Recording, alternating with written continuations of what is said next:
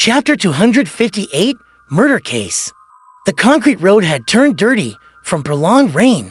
Two gas lamps, the height of an adult male, along the two sides of the road, emitted a bright but misty light due to the moisture on the glass. A rental carriage drove through the night as the surrounding pedestrians either wore hats or carried umbrellas. Klein leaned against the wall, idly admiring the evening streets of Backland. At that moment, he suddenly felt the temperature inside the carriage drop significantly. A gloomy and cold wind was swirling about. Klein jerked his head around and saw that Miss Bodyguard, dressed in a black Gothic regal dress, was sitting across from him without him even realizing it. Her voice was ethereal and dreamy. That eye of wisdom sensed my presence. As expected, Klein nodded, unsurprised. He has several mystical items. Perhaps he sensed you because of them. I even suspect that he has an organization behind him. Otherwise, it's quite impossible for Eye of Wisdom to collect several relatively powerful mystical items in 30 years with his power alone. Previously, Rear Admiral Hurricane Kalongos only had a single creeping hunger, despite being one of the 7 great pirate admirals. Of course, it was possible that the latter had high standards and ordinary mystical items didn't catch his attention. After all, with creeping hunger, he could be more well-rounded and nearly be without any weaknesses. Yes, for Eye of Wisdom himself to be rich, there has to be a rather good explanation as well. He's organized so many gatherings, and once he finds a suitable mystical item, he would spare no expense to get it. Having a few in his collection isn't that unbelievable, sigh. It's like he has a gold mine at home, or he runs a bank. Klein lampooned silently. He didn't mention in detail that he had guessed that Eye of Wisdom was from the Church of the God of Steam and Machinery, or from the Church of the God of Knowledge and Wisdom, out of fear that he would expose to Miss Bodyguard that he wasn't someone who had just become a Beyonder. The blonde Miss Bodyguard nodded slightly, as though agreeing with Klein's suspicions. Suddenly, she frowned and looked at the window opposite her. A rich smell of blood. There's a strong smell of blood. Klein turned his head in puzzlement and looked out the window. There was a secluded alley in the sparse drizzle. Near the mouth of the alley, a woman wearing a gorgeous dress was on the ground. At that moment, a pedestrian walked past and, on careful inspection, let out a sudden scream. The scream startled the horse slightly as the carriage driver quickly tightened the reins, slowing down the carriage. Under the light of the gas lamp, Klein saw the pale face of the woman lying on the ground at the mouth of the alley. There was a deep gash in her stomach, and her internal organs seemed to have been hollowed out. The blood on the ground around her was flowing slowly, crimson and thick. This is a qualified former Nighthawk. He quickly thought of many similar cases.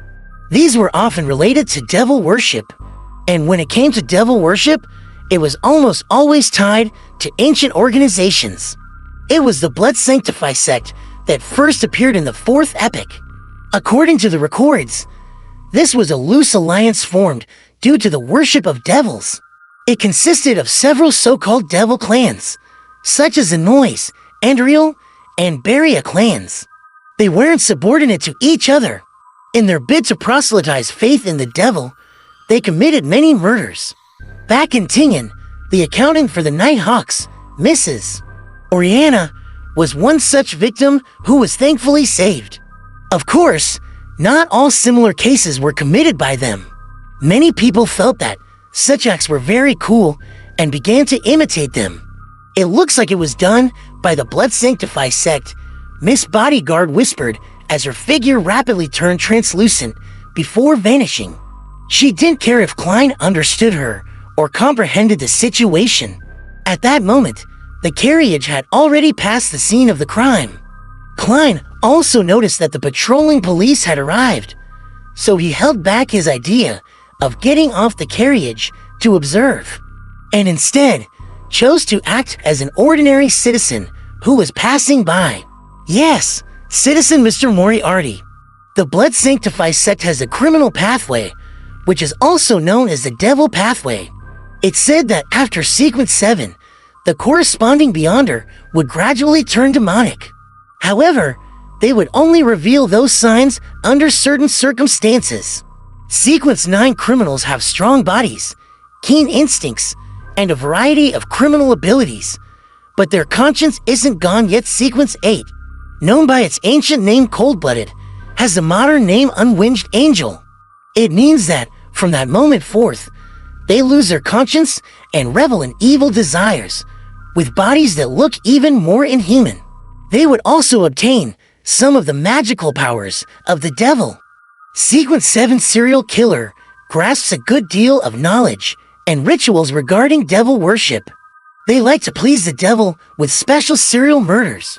I don't know the sequences after that. The information regarding the Blood Sanctify sect and the Devil Pathway flashed past Klein's mind. The rain outside seemed to become heavier as the rain on the windows converged and fell, and the whole world became quiet and unclear. What's the point of thinking so much? Such matters would definitely be taken over by a Beyonder squad. It might be the mandated Punishers or Night Hawks. There's no need for me to worry.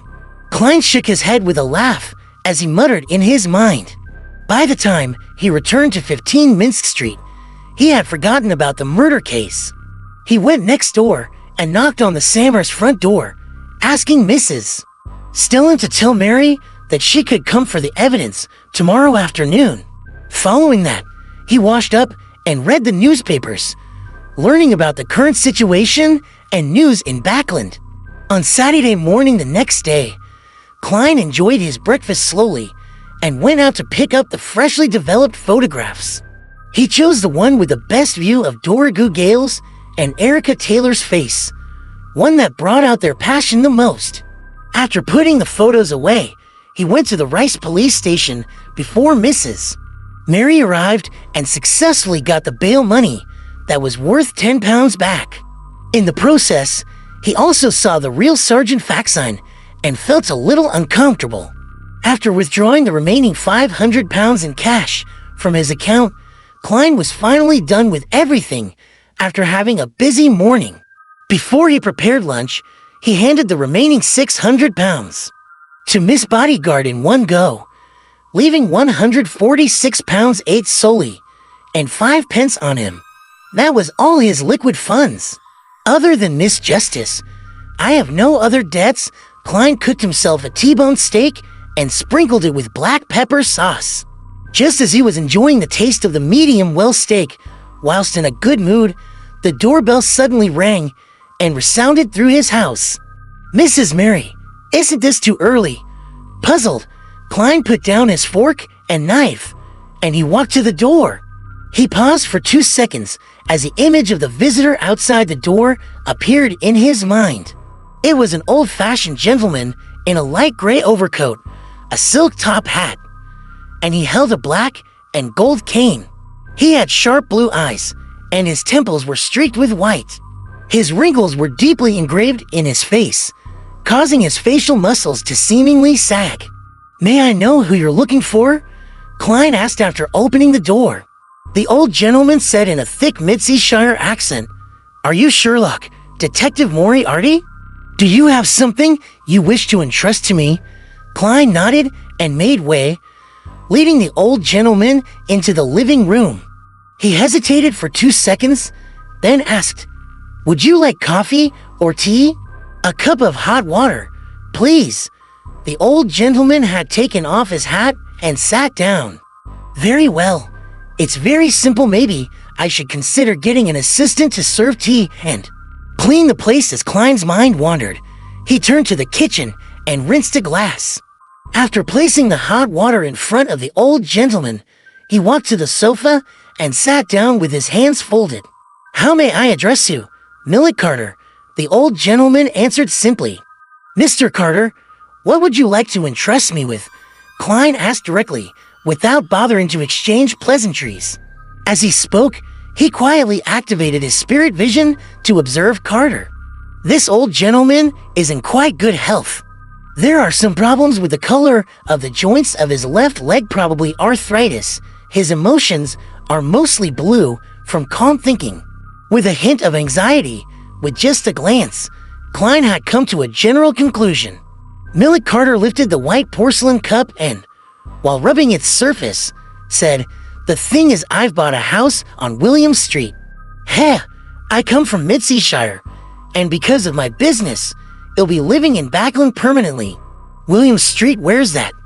Having been in Backland for less than a month, Klein, who had to consult the map or rely on his intuition, tried his best to appear staid and reliable. Millet Carter looked at him, and under his gaze, he continued, "Rumor has it that the house was originally owned by a bankrupt viscount. That was about 2 to 3 decades ago. After a few changes of hands, I finally bought it. I plan on doing some renovations that suited the modern style. But I discovered a hidden secret door in the basement which leads to a very large underground structure. Considering that it might not be safe inside, I temporarily stopped construction and I prevented the workers and servants from rashly exploring it. I hope that you can help me confirm the situation inside the underground structure."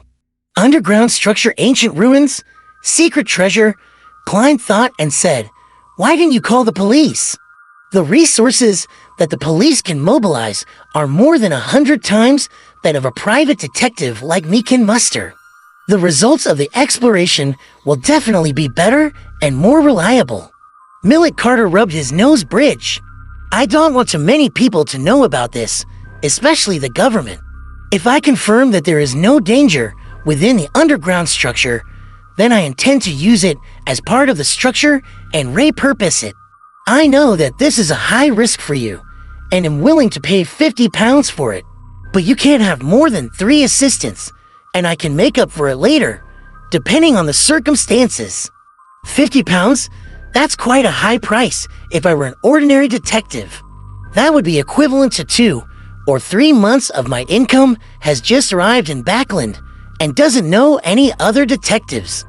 He could only read the newspapers to look for hires and ended up coming to me. Klein hesitated for a few seconds. "Let me think about it."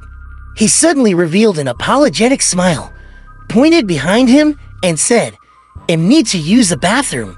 Millet Carter nodded slightly and took a sip of hot water. After entering the bathroom and closing the wooden door, Klein looked at the mirror and took out a copper penny.